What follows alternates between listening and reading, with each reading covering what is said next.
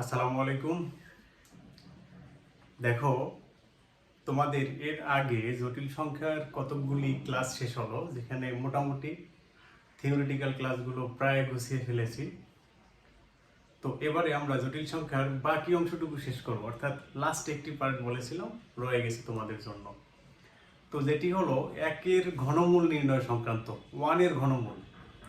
তো তোমরা অনেকেই এই বিষয়টি সম্পর্কে অবগত আছো, আবার অনেকেই জানো না। তো আমরা আজকে সেই টপিকটি নিয়ে একটু আলোচনা করব।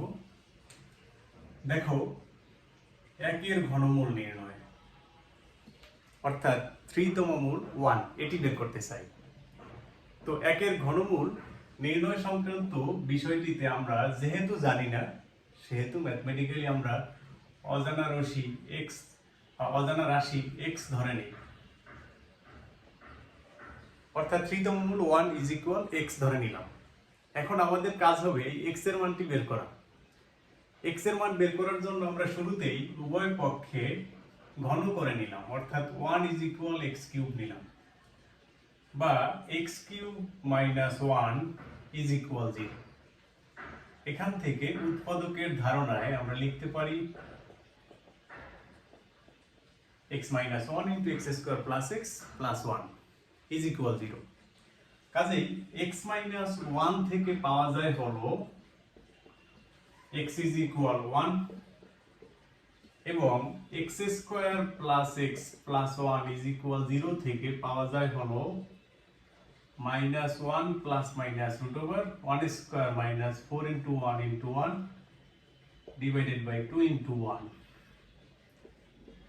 -1 ± √3 / 2। এখন দেখো, একের ঘনমূল তিনটি, যাদের একটি হলো বাস্তব, দুটি হলো অবাস্তব।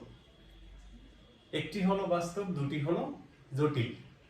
তাহলে একত্রে যদি লিখি আমরা একের ঘনমূল তিনটি, কি কি লেখা যায় দেখো। একটি হলো 1, একটি হলো -1 ± √3/2, আরেকটি হলো -1 − √3/2। তো এখানে বাস্তব মূল হলো একটি, একের ঘনমূলের বাস্তব মূল হলো একটি, অবাস্তব হলো দুটি, বা জটিল মূল। তো জটিল মূলের এই অংশটিকে আমরা যদি ওমেগা বলে থাকি, তাহলে এই অংশটিকে আমরা ওমেগা² বলতে পারি। কিভাবে? দেখো, প্রথমটির স্কয়ার হিসাবে এটি থাকবে, অর্থাৎ এটি প্লাসটিকে যদি ওমেগা হিসাবে নেওয়া হয়, তাহলে -2 ওমেগা² হিসাবে আসবে। এখানে সরাসরি তুমি যদি একটু খেয়াল করো, দেখো জটিল মূলদ্বয় একটি অপরটির অনুবন্ধী আকারে আছে, অর্থাৎ প্লাসটির অনুবন্ধী হলো -টি, -টির অনুবন্ধী হলো প্লাসটি। অর্থাৎ আমরা বলতে পারি যে একের ঘনমূল তিনটির জটিল মূলদ্বয় একটি অপরটির অনুবন্ধী জটিল। এখন আমরা যদি এটিকে ওমেগা বলি, এটি ওমেগা² বলি, দেখি আমরা এটি ওমেগা² হিসেবে আসে কিনা। এটিকে ওমেগা ধরলে তাহলে দেখো ওমেগা² মানে কি, -1 + √3/2 হলো স্কয়ার। এখান থেকে পাওয়া যায় হলো 1 - 3 - 2 × 1 × √3 /4। তার মানে দেখো এখানে লেখা যায় -2 √3 /4। লব এবং হরে 2 দিয়ে আমরা ভাগ দেই, তাহলে দেখা যায় -1 - √3 /2। অর্থাৎ দেখো, প্লাসটিকে যদি আমরা ওমেগা ধরে নিই, তারই স্কয়ার হলো -টি, অর্থাৎ -1 - √3/2। দ্যাট মিন্স আমরা বলতে পারি এটি যদি ওমেগা হয়, এটি হবে ওমেগা²। তাহলে আমরা কি দেখতে পেলাম? এতটুকু ধারণার মধ্যে কি দেখতে পেলাম? দেখো, একের ঘনমূল আমরা x ধরে নিলাম প্রথমে। সেই একের ঘনমূল পেলাম আমরা তিনটি, যার একটি হলো বাস্তব, দুটি হলো অবাস্তব। অবাস্তব মূলদ্বয় একজন আরেকজনের অনুবন্ধী, অর্থাৎ অনুবন্ধী জটিল সংখ্যার কনসেপ্ট থেকে আমরা বলতে পারি অবাস্তব মূলদ্বয় একটি অপরটির অনুবন্ধী। আরেকটি ধারণা এখানে স্পষ্ট আমাদের, যে দেখো 1 হলো বাস্তব সংখ্যা। কাজেই বাস্তব সংখ্যার ঘনমূল কিন্তু তিনটি হবে, যার একটি বাস্তব আর দুটি হলো অবাস্তব। এখন কোনো একটি জটিল সংখ্যা ধরে নিলাম, যেমন 64, এটিকে আমরা লিখতে পারি 4 কিউব ইন্টু 1। কাজে 3 তম মূল 64 যদি বলে নেই বাস্তব সংখ্যা তার ঘনমূল, তাহলে আমরা বলে দেব এটি হবে 4 ওমেগা স্কয়ার। একইভাবে 27 যদি হতো 3 ওমেগা স্কয়ার। অর্থাৎ কোনো একটি বাস্তব সংখ্যাকে যদি সরাসরি p কিউব ইন্টু 1 এরকম ঘন আকারে লেখা যায়, সরাসরি আমরা এই বাস্তব সংখ্যাটির ঘনমূল তিনটিকে লিখতে পারবো হলো, একটি হবে p, একটি হবে p ওমেগা, আর একটি হলো p ওমেগা স্কয়ার।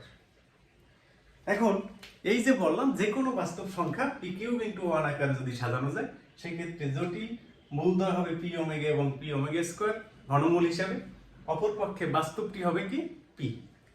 এখন আমরা পরবর্তী স্টেপে যাব, দেখি এই ঘনমূল সংক্রান্ত আমাদের বাকি কোনো আইডিয়া আছে কিনা।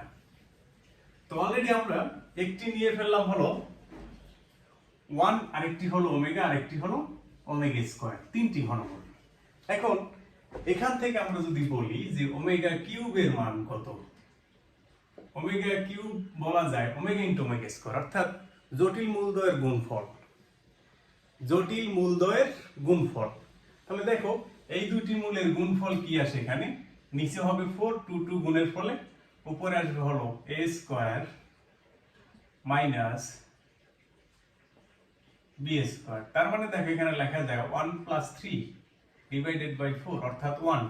তার মানে আমরা কিন্তু বলে দিতে পারি ওমেগা কিউব হবে 1, যেখানে ওমেগা হলো একের একটি জটিল ঘনমূল, 1 এর একটি জটিল ঘনমূল। এখন আমি তোমাদের এই প্রপার্টিজ ব্যবহার করার মাধ্যমে পরবর্তীতে কিছু স্টেপের কথা বলবো। যেমন দেখো এখানে omega to the power thrice m নিলাম, তাহলে এটিকে আমরা ধারণা করতে পারি এভাবে করে 1 টু দি পাওয়ার m, তার মানে এটি কিন্তু লেখা যায় 1। আবার দেখো omega to the power thrice m plus 1, এটাকে লেখা যায় omega to the power thrice m into omega, তার মানে 1 into omega is equal omega. অপর পক্ষে omega to the power thrice m plus 2, এটিকে লেখা যায় হলো ওমেগা স্কয়ার। কি পেলাম দেখো, ওমেগা এর পাওয়ার যদি 3 দ্বারা নিঃশেষে বিভাজ্য হয় সরাসরি রেজাল্ট হবে 1। ওমেগা এর পাওয়ার যদি 3 দ্বারা ভাগ করে ভাগশেষ 1 থাকে, রেজাল্ট হবে সেটি ওমেগা টু দি পাওয়ার 1। যদি আমাদের 2 থাকে ভাগশেষ ওমেগা এর পাওয়ারকে 3 দ্বারা ভাগ করার ফলে, তাহলে ওমেগা টু দি পাওয়ার যে কোনো পাওয়ার ইজ ইকুয়াল বলা যাবে ওমেগা স্কয়ার। অর্থাৎ ওমেগা এর পাওয়ারটি কিন্তু এখানে মুখ্য বিষয়, যেটি আমরা বলে দিতে পারি যে এই পাওয়ারটি আমাদের যদি 3 দ্বারা নিঃশেষে বিভাজ্য হয় রেজাল্ট হবে 1। যদি ভাগ করে ভাগশেষ আমাদের যদি 1 হয় তাহলে ওমেগা টু দি পাওয়ার 1, এবং ভাগশেষ যদি 2 হয় সেক্ষেত্রে রেজাল্ট হবে ওমেগা স্কয়ার। এখন দেখো এরকম আমরা ওমেগার পাওয়ার নিয়ে কথা বলতে পারি, পাশাপাশি আমি তোমাদের একটু জানানোর চেষ্টা করব ঘনমূল তিনটির যোগফল কি হবে। দেখো আমরা যদি বলি 1 ওমেগা স্কয়ার, এই তিনটে মানের যোগফল কি হবে, 1 plus minus 1 plus root over minus 3/2 plus minus 1 minus root over minus 3 divided by 2, লসাগু হলো 2। তো এখানে 2 হবে plus minus 1 plus root over minus 3 plus minus 1 minus root over minus 3 minus root over minus 3। তো এখান থেকে দেখো আমরা কি লিখতে পারি, 2 মাইনাস 2 হবে কি 0, রুট ওভার মাইনাস 3 হলো প্লাসে, রুট ওভার মাইনাস 3 হলো মাইনাসে, রেজাল্ট হবে 0, ওভারঅল 0। তার মানে আমরা কিন্তু বলে দিতে পারি 1 প্লাস ওমেগা স্কয়ার হলো 0। একের ঘনমূলের বৈশিষ্ট্য, এগুলি হলো একের ঘনমূলের বৈশিষ্ট্য। তাহলে কি দেখতে পেলাম, একের ঘনমূল তিনটির যোগফল 0। সেম ভাবে আমি যদি তোমাকে বলি যে আমাদের একটি বাস্তব সংখ্যা যেটিকে আমরা p কিউব ইনটু 1 আকারে ইমাজিন করতে পারি, p কিউব ইনটু 1 আকারে, তাহলে তার ঘনমূল তিনটি হবে কি p ওমেগা স্কয়ার। এখন এরকম যে কোনো বাস্তব সংখ্যার তিনটি ঘনমূলের যোগফল যদি নেওয়া হয়, তাহলে এখান থেকে পি কমন যায়, দেখা যায় 0। অর্থাৎ যে কোনো বাস্তব সংখ্যার ঘনমূল হবে 3টি, যার একটি হলো বাস্তব, দুটি হলো অবাস্তব। সেক্ষেত্রে ঘনমূল 3টির যোগফল সব সময়ের জন্য 0। এটি একের জন্যই হবে এমন কোনো কথা নেই, যে কোনো বাস্তব সংখ্যার ক্ষেত্রে ঘনমূল 3টির যোগফল হবে 0। এখন তোমাদের মনে অন্য কিছু প্রশ্ন আসতে পারে। দেখো, 3টা ক্রমিক পাওয়ারের ক্ষেত্রে আমরা কিন্তু একটু আগে বলে আসছি, 3টি ক্রমিক পাওয়ারের ক্ষেত্রে, যেমন আমি যদি তোমাকে বলি omega to the power thrice m plus 1 thrice m plus 2, এক্ষেত্রে কি দেখা যাবে? দেখো, এক্ষেত্রে এটি সমান বলা যাবে হলো 1, এটি সমান বলা যাবে ওমেগা, এটি সমান বলা যাবে কি ওমেগা স্কয়ার। তার মানে মাত্রই শিখলাম যে এরকম 1 plus omega square is equal 0। অর্থাৎ এই ধারণাকে ব্যবহার করে বলতে পারি ওমেগা এর 3টি ক্রমিক ঘাতের যোগফল হবে 0। ওমেগা এর 3টি ক্রমিক ঘাতের যোগফল হবে 0। এর বাইরেও তোমরা আরেকটি জিনিস নিয়ে প্রশ্ন করতে পারো, যেটি হলো ওমেগা এর নেগেটিভ পাওয়ারের ক্ষেত্রে কি হবে। যেমন আমি তোমাদের একটু জানানোর চেষ্টা করি, ওমেগা টু দি পাওয়ার -1, যেটিকে আমরা লিখতে পারি 1 বাই ওমেগা। এখন 1 সমান আবার হলো ওমেগা কিউব, তার মানে ওমেগা টু দি পাওয়ার -1 কে লেখা যায় ওমেগা স্কয়ার। একই সাথে ওমেগা টু দি পাওয়ার -2 সমান যদি নিয়ে আসো, তাহলে 1 by omega square omega cube divided by omega square সমান হলো ওমেগা। তোমরা যদি ওমেগা টু দি পাওয়ার -3 নাও, সেক্ষেত্রে কি অবস্থা হবে? 1 by omega cube is equal 1 by 1 সমান 1। এখানেও দেখা যায় ওমেগা এর 3টি নেগেটিভ হিসাবে ক্রমিক পাওয়ারের যোগফল যদি নেওয়া হয়, সেটি হবে 0। কারণ এখানেও দেখা যাচ্ছে সেই আমাদের 1 ওমেগা স্কয়ার পরপর কিন্তু ঘাতে চলে আসতেছে, আর এরকম 3টি রাশির যোগফল খুব সহজেই আমরা বলে দিতে পারি 0 অবস্থায় আসবে। অর্থাৎ এটিই হলো আমাদের ওমেগা এর বিভিন্ন ঘাতের ক্ষেত্রে কেমন প্যাটার্ন ফলো করবে এবং একের ঘনমূল 3টির বৈশিষ্ট্য। তাহলে আমরা যদি একটু শর্টে নিয়ে আসি পুরো টপিকটাকে, প্রথমেই ধারণা পাই একের ঘনমূল হবে 3টি, যার একটি হলো বাস্তব, দুটি হলো অবাস্তব। অবাস্তব ঘনমূলদ্বয় এখানে একজন আরেকজনের অনুবন্ধী আকার থাকে। জানতে পারলাম ওমেগা কিউব ইজ ইকুয়াল 1। ঘনমূলদ্বয়ের একটি অপরটির বর্গের সমান হিসেবে থাকে। এখন এখানে তোমাদের আরেকটু ছোট করে দেখিয়ে দিই। তোমরা বলতেছিলে যেভাবে ওমেগা এর স্কয়ার হিসাবে আমরা পরবর্তী মূলটি পেয়েছি। এখন এই ওমেগা স্কয়ারের হোল স্কয়ার কি ওমেগা হবে? সেটি হবে। ওমেগা স্কয়ারের হোল স্কয়ার সমান আমরা লিখতে পারি ওমেগা টু দি পাওয়ার 4। তার মানে ওমেগা কিউব ইনটু ওমেগা, সেখান থেকে ওমেগা লেখা যায়।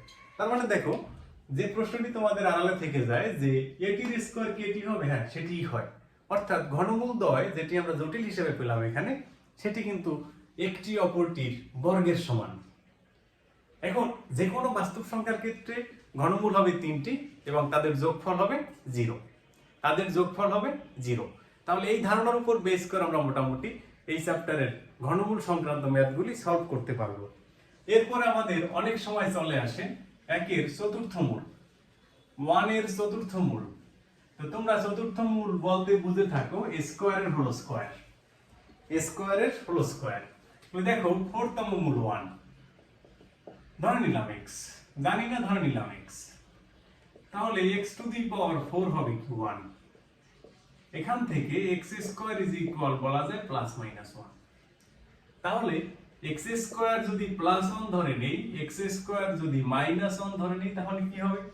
দেখো, এখান থেকে x এর মান পাওয়া যাবে হলো প্লাস মাইনাস 1, এখান থেকে x এর মান পাওয়া যাবে হলো প্লাস মাইনাস i। তার মানে দেখো 1 এর চতুর্থ মূল কয়টি পাওয়া যায়? 4টি পাওয়া যায়, যার একটি হলো প্লাস 1, একটি হলো মাইনাস 1, একটি হলো প্লাস i, আর একটি হলো মাইনাস i। এটি হলো একের চতুর্থ মূল। ঘনমূল হবে 3টি, চতুর্থ মূল হবে 4টি। পাশাপাশি তোমাদের মনে আরো একটি প্রশ্ন আসতে পারে, ষষ্ঠ মূল তাহলে কি হবে? ষষ্ঠ মূল আমরা একটু দেখার চেষ্টা করব এখানে একের ক্ষেত্রে। এখন আমি তোমাকে এখানে একের দেখালাম, তুমি কিন্তু এটিকে চতুর্থ মূল হিসেবে যে কোনো বাস্তব সংখ্যার ক্ষেত্রে ইমাজিন করতে পারো। কারণ যে কোনো বাস্তব সংখ্যাকে ওই বাস্তব সংখ্যা ইন্টু 1 এভাবে ইমাজিন করা যায়। দেখো ষষ্ঠ মূল যখন আসবে তখন আমরা ধরে নিলাম x, তাহলে x two the power 6 is equal হলো 1, x টু দি পাওয়ার 6 হলো 1, x square whole cube is equal 1। তার মানে আমরা দেখো লিখতে পারি x স্কয়ার ইজ ইকুয়াল 3 তম মূল 1, 3 তম মূল 1 হলো 1 ওমেগা ওমেগা স্কয়ার। তুমি জানো ওমেগা সমান কিন্তু লেখা যায় ওমেগা টু দি পাওয়ার 4, তাহলে এখান থেকে x ইজ ইকুয়াল পাওয়া যায় plus minus 1 plus minus omega square plus minus omega. তার মানে দেখো এখানে ওমেগা এবং ওমেগা স্কয়ারের মান বসালে একের ষষ্ঠ মূল 6টি পাওয়া যায়, যার মধ্যে 4টি হলো অবাস্তব, 2টি হলো বাস্তব। 4টি হলো অবাস্তব, 2টি হলো বাস্তব। তার মানে যে কোনো বাস্তব সংখ্যার ক্ষেত্রে ষষ্ঠ মূল যদি হিসেব করতে যাওয়া হয় তাহলে আমরা 4টি পাবো অবাস্তব এবং 2টি পাবো হলো বাস্তব। তার মানে এভাবে করে আমরা কিন্তু 1 এর ঘনমূলকে ব্যবহার করে যে কোনো বাস্তব সংখ্যার ক্ষেত্রে ঘনমূল, চতুর্থ মূল, ষষ্ঠ মূল এই জিনিসগুলো কিন্তু ব্যবহার করতে পারি বা বের করতে পারি। তো এই হলো আমাদের ঘনমূল সংক্রান্ত বিষয়। এরপরেও আমাদের অনেক সময় সংখ্যার পদ রিলেটেড কিছু ম্যাথ চলে আসে। এখন আমি তোমাদেরকে বলবো যে কোনো জটিল সংখ্যায় যদি এরকম একটি ফরম্যাট থাকে এটির মানে আমরা আসলে কি বুঝি। z মাইনাস a, z সমান কিন্তু আমরা খুব সহজেই জেনে আসছি x প্লাস iy, তো মাইনাস হলো এটা। এখন আমি তোমাদেরকে বলবো এটি হলো দুইটি বিন্দুর মধ্যকার দূরত্ব। যখনই z মাইনাস a পাবে তখনই বুঝে নিতে হবে এটি হলো দুটি বিন্দুর মধ্যকার দূরত্ব। তাহলে এটিকে বাস্তব সংখ্যার স্কয়ার প্লাস কাল্পনিক অংশের স্কয়ার এরকম মডুলাস আকারে দেখতে পাই। অর্থাৎ এই জটিল সংখ্যাটি দুটি বিন্দুর মধ্যকার দূরত্ব নির্দেশ করে, যার একটি হলো xy আর একটি হলো a, 0, এরকম দুটি বিন্দুর মধ্যকার দূরত্ব নির্দেশ করে।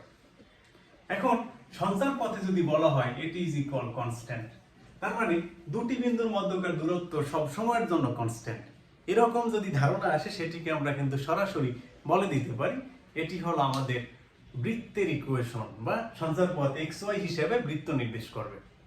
অর্থাৎ কোনো একটি নির্দিষ্ট বিন্দু থেকে সঞ্চার পথের উপরস্থ বিন্দুর দূরত্ব সার্বক্ষণিক কনস্ট্যান্ট বৃত্ত নির্দেশ করবে। তার মানে আমি একটু পাশে লিখে দেই এই সঞ্চার পথটি হবে সার্কেল।